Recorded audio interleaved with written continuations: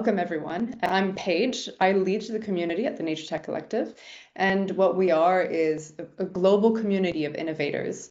We're all committed organizations that are measuring, restoring, or funding the restoration of nature, and our overarching mission is to accelerate a nature-positive future together by fostering collaboration, by sharing knowledge, by amplifying impact across the entire nature tech ecosystem.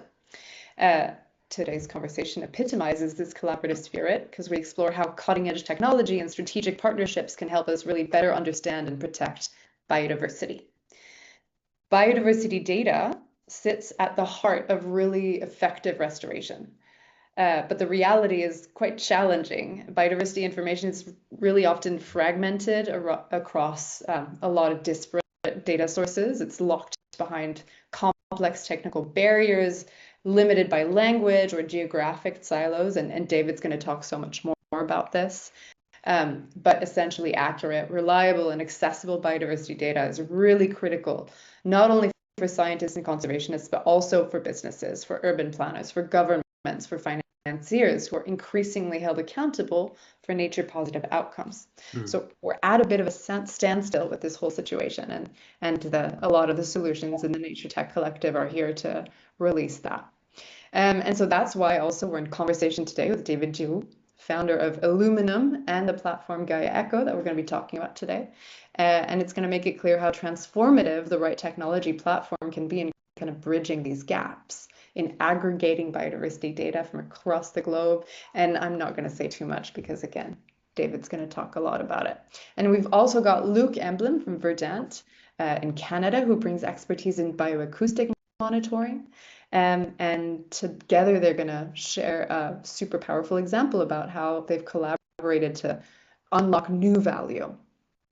So without further ado, we're going to start this fireside chat. And we're going to start with you, David. For those in the audience who are new to your work, what is Gaia.eco and who are you? I'm the founder at Illuminum. Thank you so much, Paige, for this introduction, and Zara for hosting the event.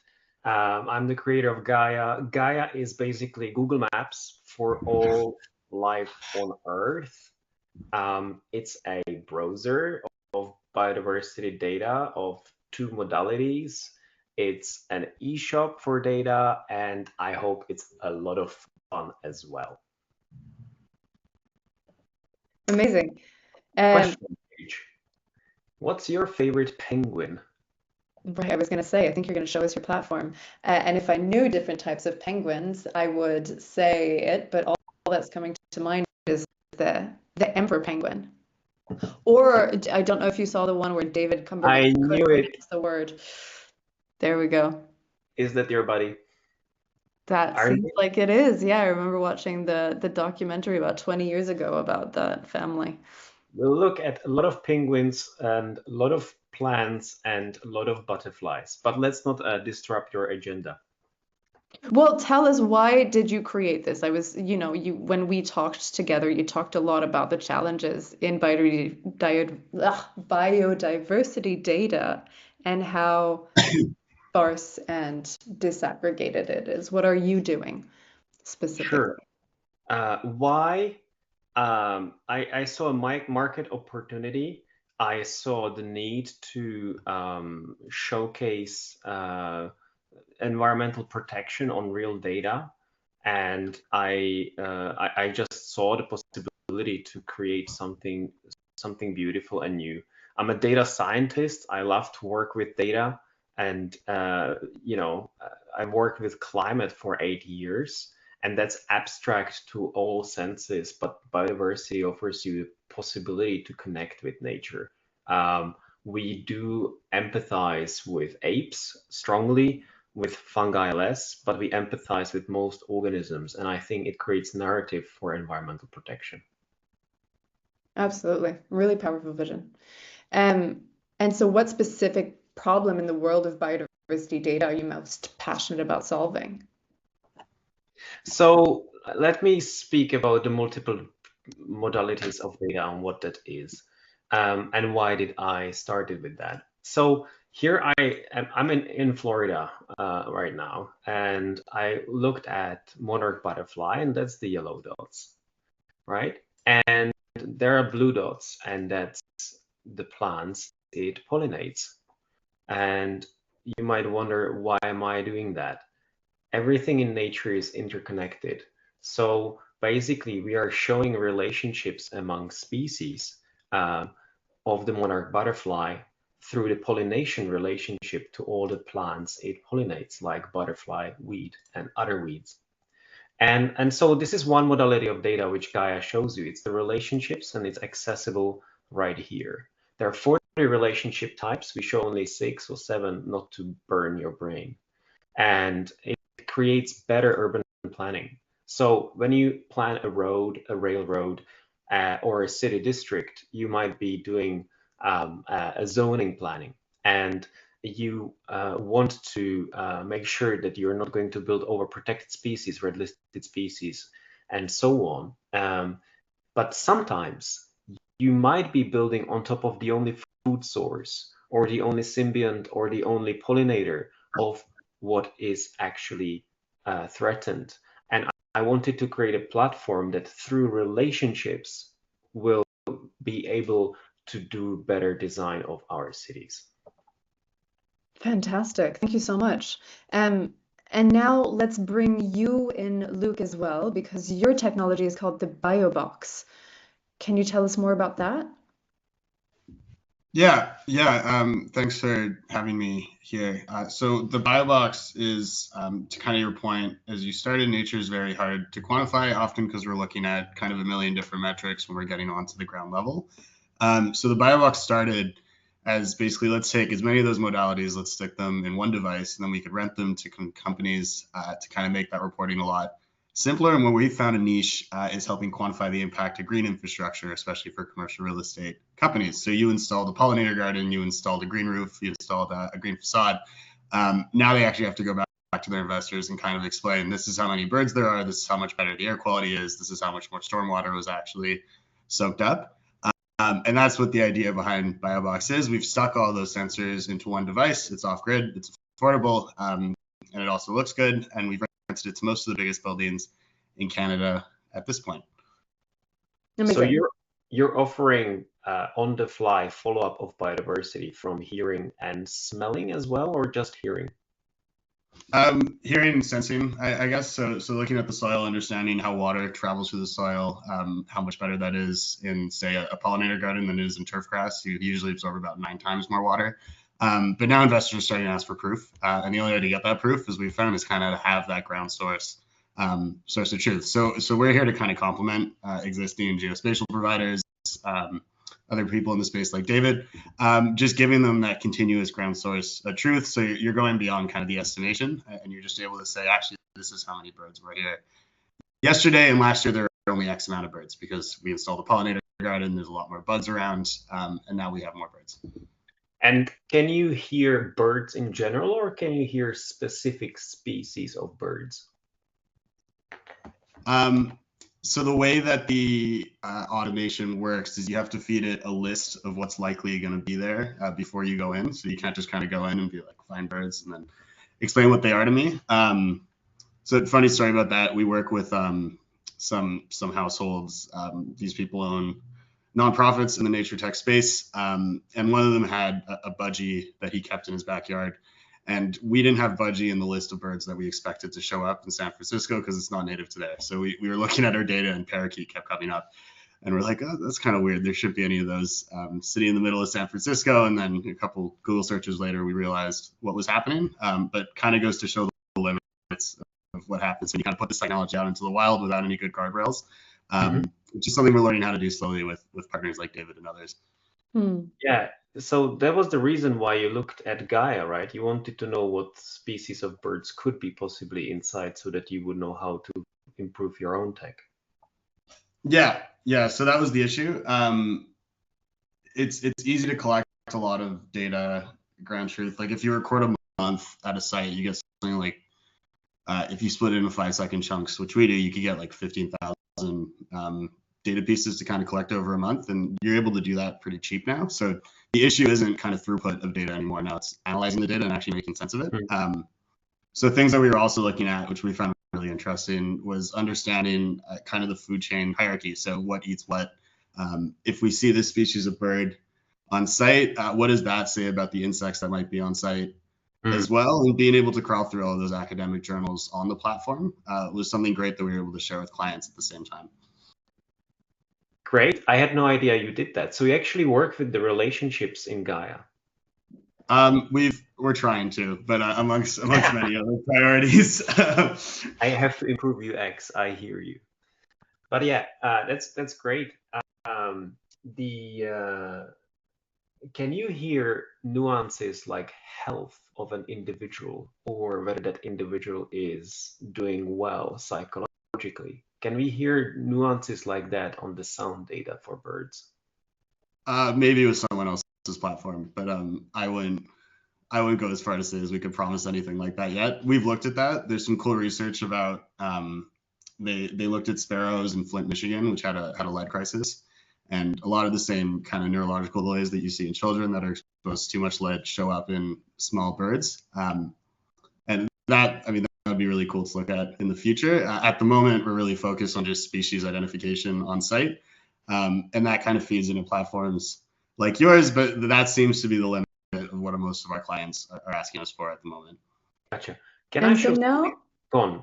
Go on, Paige. I was just going to say, and so now you two are working on a specific bird in Canada for a client, right? A real estate property developer. Yeah, so it's a couple. We're cross-checking species identification on site with kind of third-party sources. So we don't want to go and tell them that a certain bird species was on site, and then they do a Google search. Like, wait a minute, this only exists like 1,000 kilometers away. That's why we need kind of third-party databases to validate all of our data. And then having those kind of meta pictures that we're able to show off citizen science, kind of aggregating all of that information into one image is something interesting to be able to show them on more of a macro scale. Because obviously the scale that we're working on is usually like within 250 meters. Yeah, from the building. Can I show something? Always. All right. Let's do this entire screen. So, biodiversity as a topic is behind climate. I would like to show you a service called windy.com, which is a GIS-based aggregator of all kinds of weather data. So, you can play the wind and see how the storm will move over time. You can do the same with temperature. You can do the same with rain. And we don't have that in the biodiversity space anywhere in the globe. No, Google or Microsoft service has come up with anything like that, or Esri, which is the biggest GIS provider. So, the vision about Gaia is to be able to show different types of modalities of data. And, I showed you the points on the map, which are observations, and I showed you relationships. These are just two modalities. A guy like Luke is sitting on the third modality, which is hearing. And when you bring it all together, you'll be able to get an experience like that. So because Luke has a sensor on top of a building, on top of a roof, it's basically a point on a map. And that point is sentient. And in the case of Windy, they have, for that point in time, rain, wind, and vector, and so on. And we want to achieve something like this in the case of sounds, so that we can hear what birds and what insects and mammals have been squeaking around. We want to achieve that with eDNA. We want to smell biodiversity through eDNA molecular analysis. And basically, the journey ahead is at least a decade long. And so, when raising for funding, this should be the vision to bring all biodiversity data types together, which I call modalities. And we want to have that for the whole tree of life, not just birds, not just fish. We want to have one service, and that's basically the vision behind Gaia. Thank you for illustrating that more. And I remember it's a really, really ambitious vision. Um, Go on. and so to kind of ink back into a really specific way to use Gaia, you and Luke met. It sounds like it was because Luke reached out directly. Um, and you, through your platform, already had data about this specific type of bird um, that he was trying to locate in Canada, whether it existed in that place and whether he could validate it through BioBox. Am I telling the right story? Yeah, I think Luke reached out on LinkedIn, and then they started to use that for cross-referencing whether they can actually hear the bird, whether they can have that in their hearing. But Luke, you can nuance that. Yeah, that's it. We were getting some rare types. Toronto's like a migratory bird superhighway, so millions of birds kind of pass through every year. So you got a lot of variety, especially in the time period that we were looking at it. And before we handed anything off to clients, like the biggest thing that we're doing is really building trust in nature-based solutions. So the worst thing that we could do is kind of the first time along, go into these big companies and being like, oh, look at all these birds that are here, and then a very basic Google search might prove that maybe they weren't there. So anything that we could do to build more trust is generally something that we look to do, and then that's kind of how we've been using it so far, is just validating each of our results, making sure that there were other citizen science discoveries in the same area, making sure that it makes sense that they're there. And then seeing what kind of insights we could draw about their food sources based on the frequency that we're seeing different species at the same time. Gotcha. Fantastic. And so what that means, sorry, is that also on Gaia.eco you have citizen science accounts, right? So Gaia is a crawler, and it creeps through, among other things, citizen science projects like iNaturalist. So this data point comes from iNaturalist. And there are other data sources which are purely academic. You have hobby clubs like the British Butterfly Society and so on, or Scottish Butterfly Society to be specific. So there are 2,300 database providers which Gaia reads, out of which iNaturalist is only one of them, and that's for observations only. So here we are solving the fragmentation of data. We are aggregating observation data types from 2,300 database providers. Then you have the modality of relationships, which comes from global biotic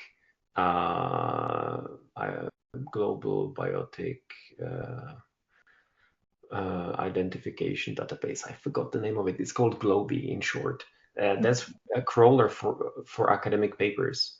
So there's just two modalities, and I'll show you a third one which is really interesting, and that's GPS tagged animals, right? So scientists are tracking birds and mammals, and what you're looking at right now is the migration pattern of stork, so that it splits. Most of it goes through Israel and East Africa. Here you have large mammals. So like when we are planning windmills, when we are planning offshore or onshore wind power or high-rise buildings, this is really important for us to know. And it's again fragmented. The research center which has been aggregating this data type is Max Planck Institute in Germany. And I have ambition to onboard those guys as well. Nice. You can see that the storks go through my city as well. I see them almost every morning these days since I'm migrating. Love this visualization too. Okay, fantastic. So you've got a ton of data on Gaia.eco, which is incredible from so many different sources.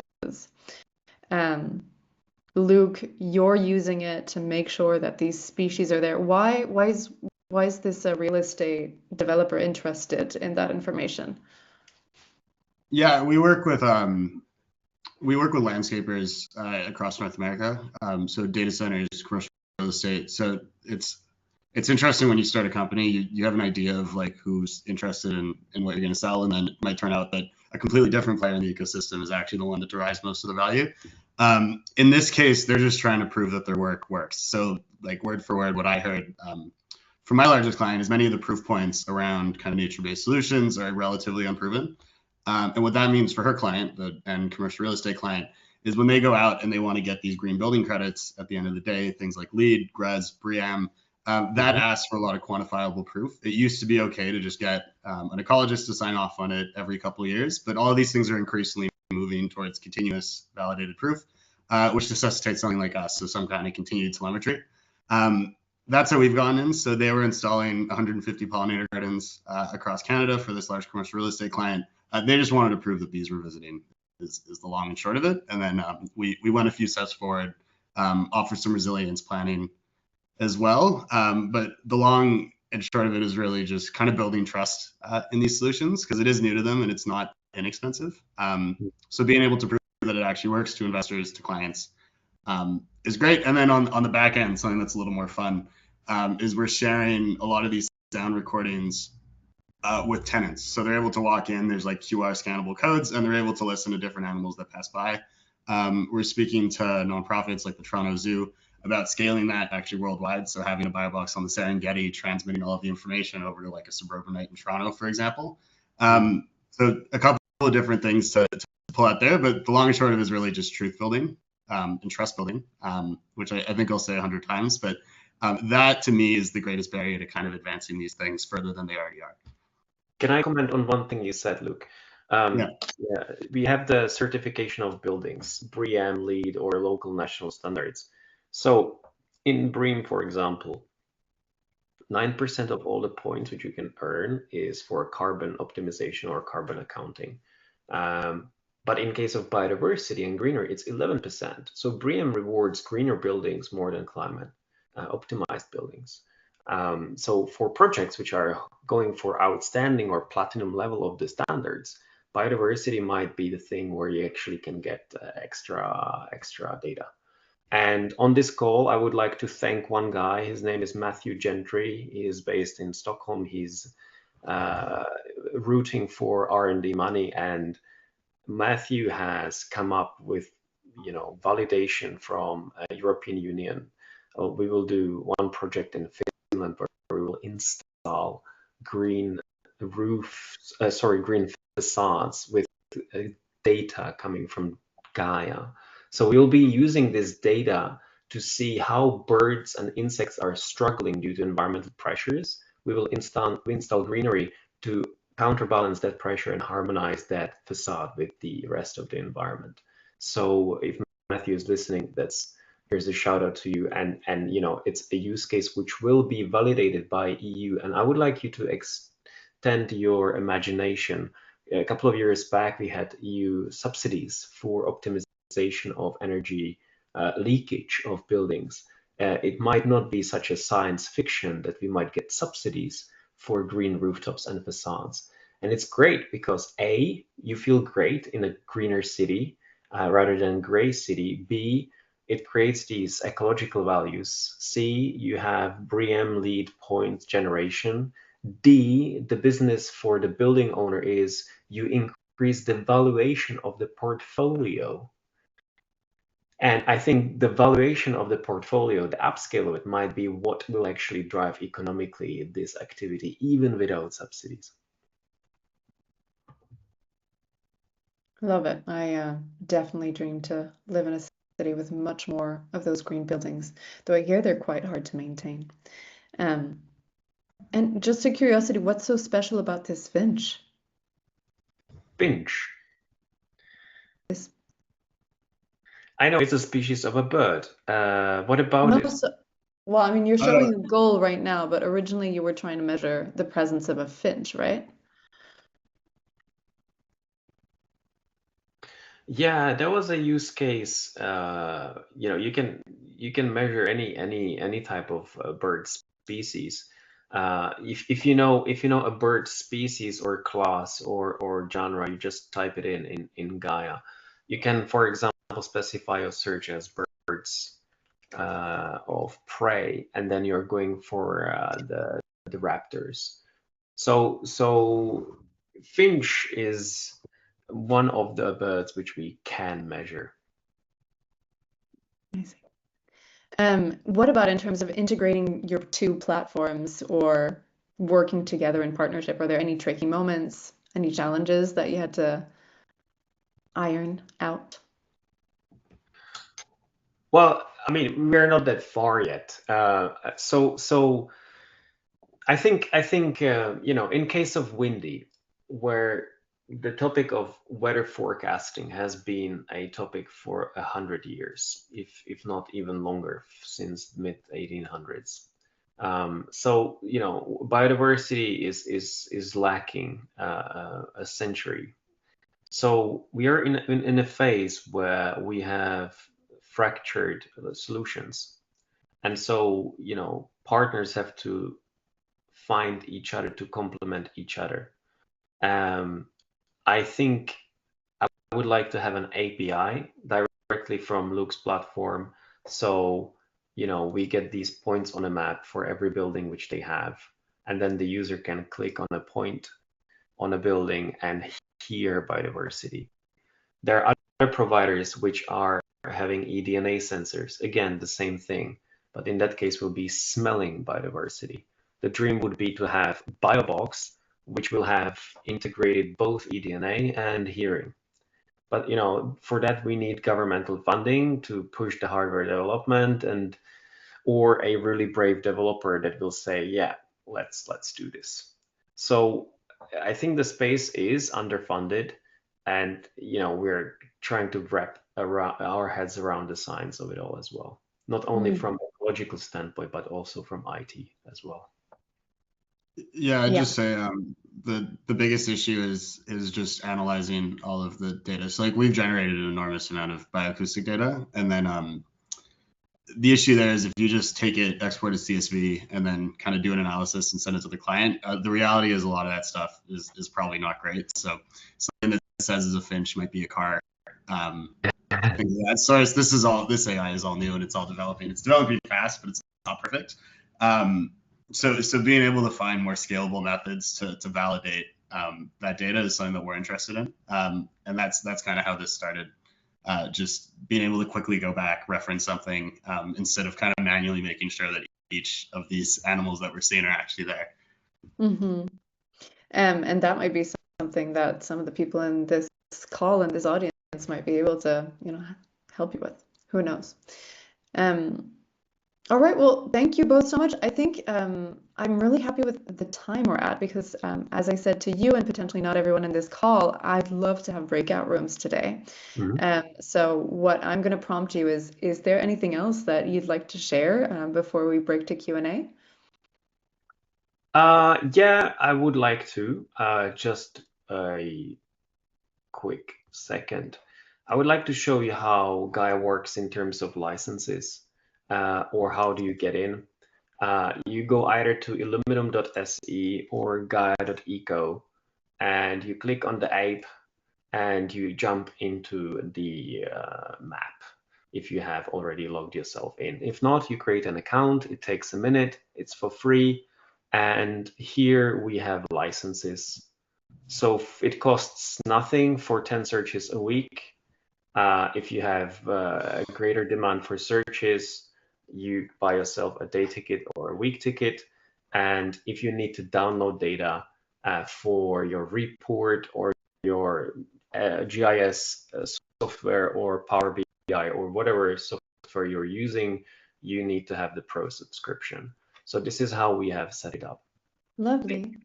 And David, can you just show us whether you can find the yellow-eyed penguin and the African penguin and the Galapagos penguin that the audience prompted? Galapagos penguin, great stuff. Galapagos penguins. All right, let's do specific dates. Let's do 1 year worth of data on penguins. So like I said, Gaia understands the tree of life structure. So I don't know the name of the species, so I just type in penguins.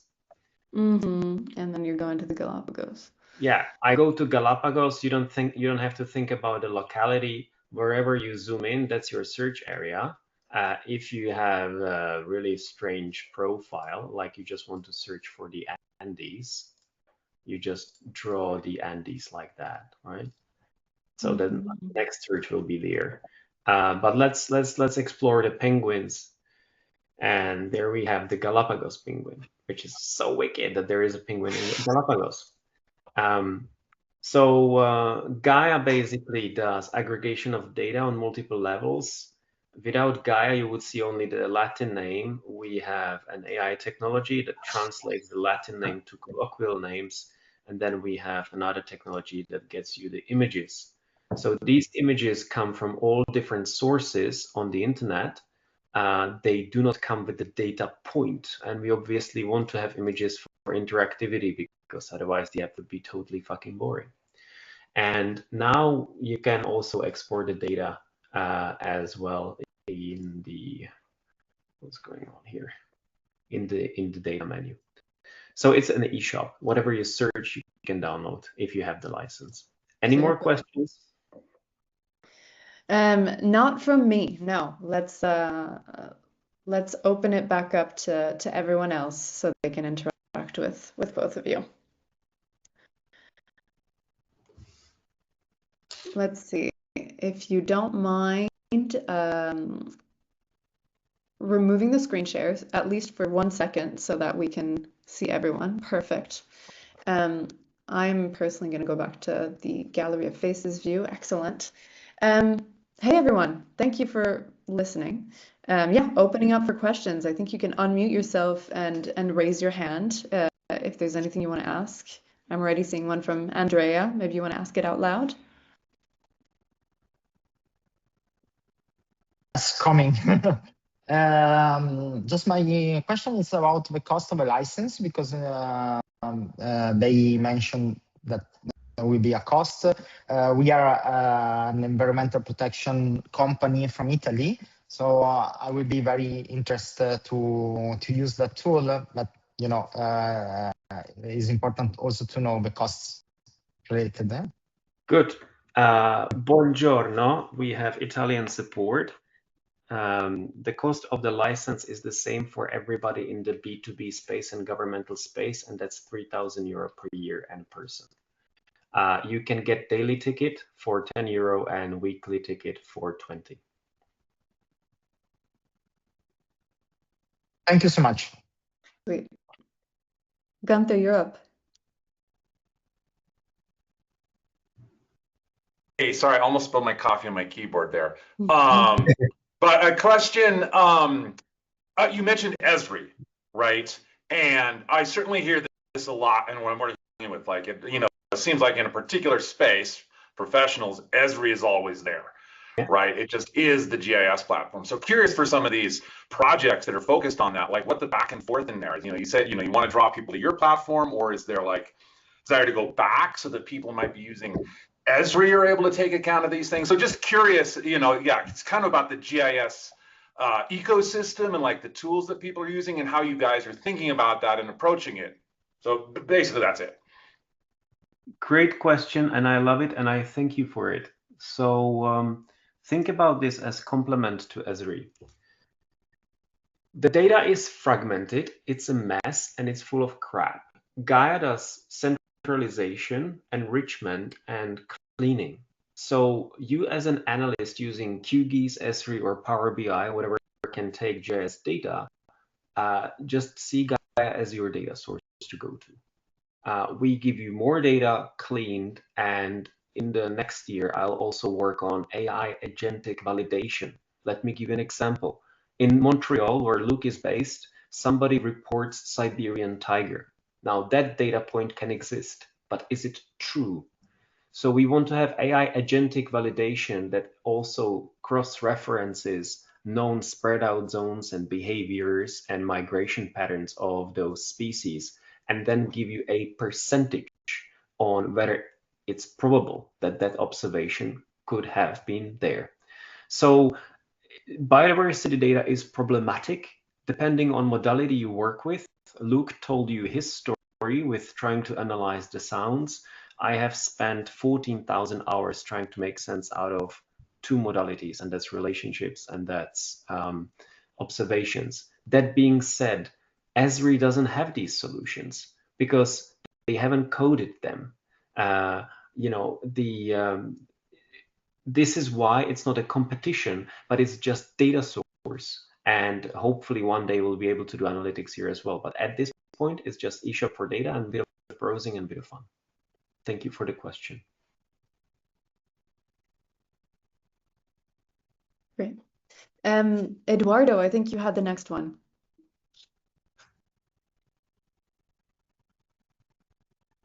Did you want to say it out loud?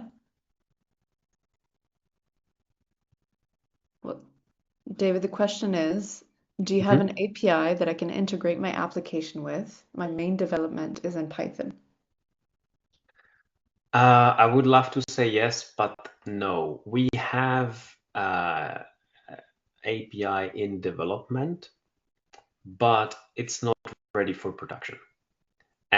And here's the thing, if there is a partner that will help us with a budget and really want the data out in their own development, I'll be happy to talk. We do get these requests every month, but I cannot serve today. The idea is you have a GeoJSON based API, REST API. So you send GeoJSON in, GeoJSON out, and then the GeoJSON gets enriched. The second API which we have is based on well-known text format. So you send in a polygon in VTF, and then you get GeoJSON back. So we are developing it, but it's not ready for production. Thank you for the question. Thanks, David. Do we have any other questions from the wonderful audience? Gonna leave 2 seconds of silence. And Andrea, and yes, Andrea, we'll have the recording posted on YouTube, and we'll blog about this as well. And Fernando. And David and Luke, this was fun.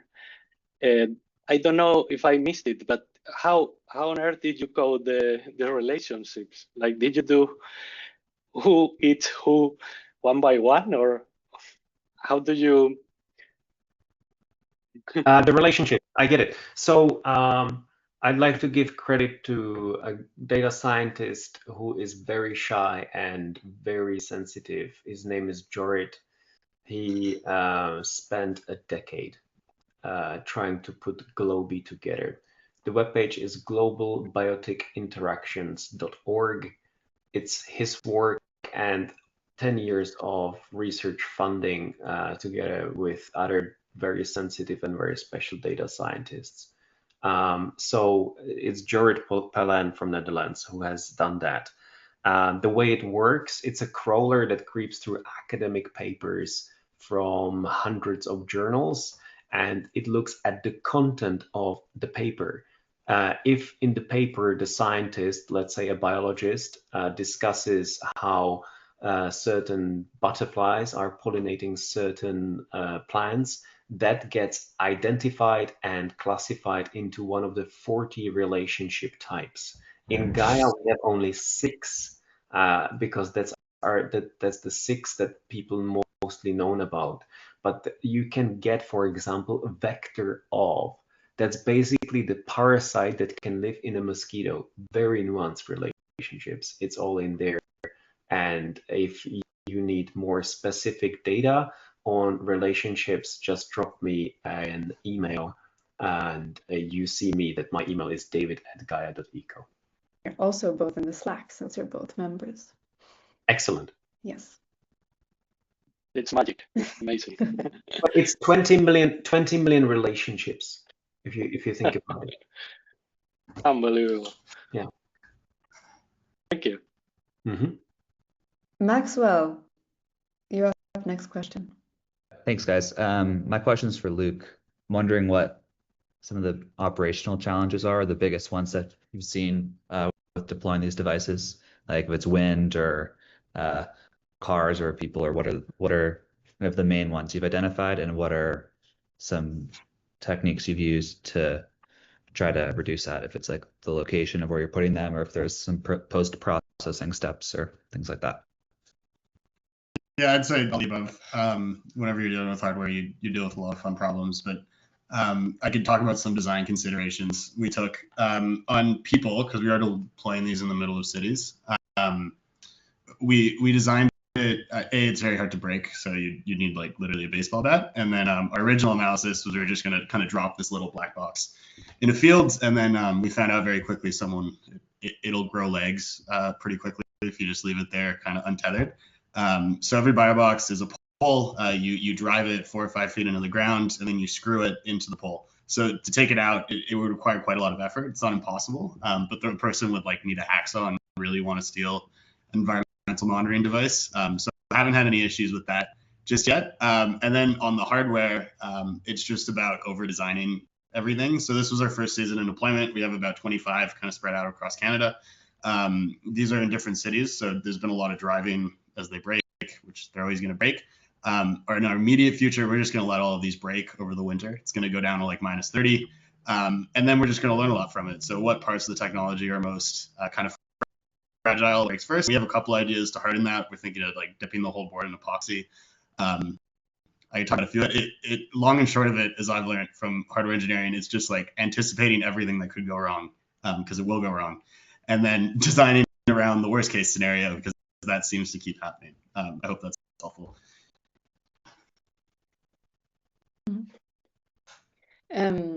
Okay, 2 other questions. One is just something that you can potentially type in, David, but can you provide the website for the academic paper crawler for Sure. biodiversity relationships? Will do. And then for both of you, from Diana, Diana, do you want to say that one out loud? Can't see you. There you are. Then I will read it out loud. Do you or did you collaborate with wildlife researchers at any point when creating the project, David and Luke? Yeah, we have multiple PhDs on our advisory committee, so urban ecologists, other types of ecologists. I'm not from science personally, but we've surrounded ourselves with people who know what they're talking about.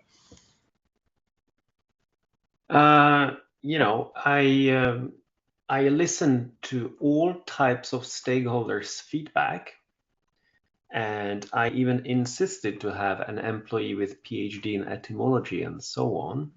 But researchers are sometimes difficult.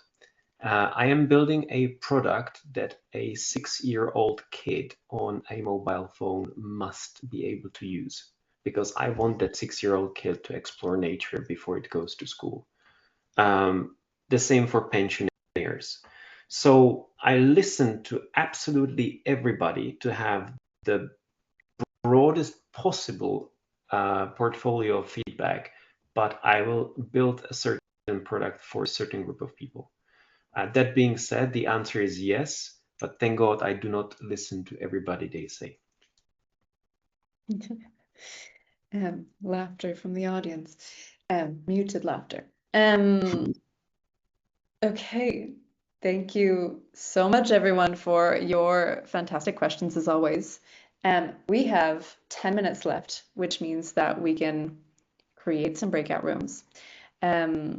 If you're not up to it, feel free to kind of bring your camera on and say goodbye and out with it. And if you'd like to stay for the next 10 minutes and just be in a small room with someone that you haven't met before, then please stay, because that's part of the things that we're trying to do. Paige, can I take 1 more minute before the Of course. breakout? Yeah. I want to show one more case what happens when you bring the data together.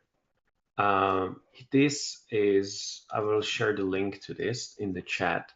This is an analysis of a group of students from Prague who have taken Gaia's data out and made their thesis about it. They looked at one invasive species in particular, the Asian hornet, and they looked at the historic data from Gaia and how it spread. So it arrived to Europe by boat in 2004, and you can see how it has spread across the continent in just 2 decades. And the trouble with this species of the hornet is that it kills the European honeybee. It does it because it's fun. And European honeybee has been under the decline because of pesticides in agriculture. And there is a tick of, there are 2 species of ticks which are decimating the bee as well. And now with the Asian hornet, that's another environmental pressure on the European honeybee. And so we started to model the population of the honeybee if the Asian hornet keeps spreading. And you can see decline in population in our model. Of course, it's a model which assumes a certain trend without the humans, interaction or measures. But there is very clear decline of the European honeybee population, which correlates with the spread of the Asian hornet. So why am I showing this? This is a use case where you take the historic data, such as, for example, here, the data of the spreading year by year of the Asian hornet, and you extrapolate that in the future to create an analysis. And in this case, we're looking at threat to agriculture and threat to habitats which are dependent on pollination. These are, of course, all habitats. So then you have the relationships. Because the Asian hornet is invasive, it doesn't have natural predators in Europe. It comes from Asia. So there's pretty much nothing that eats it. We have in our database 3 which are living in Europe. And so, it's a threat which is natively not controlled. Nature will not regulate itself in the case of Asian hornet, so the human must go in. And the risk is cheap food. The risk is availability of food and biodiversity of foods, and of course, everything that's depending on bees.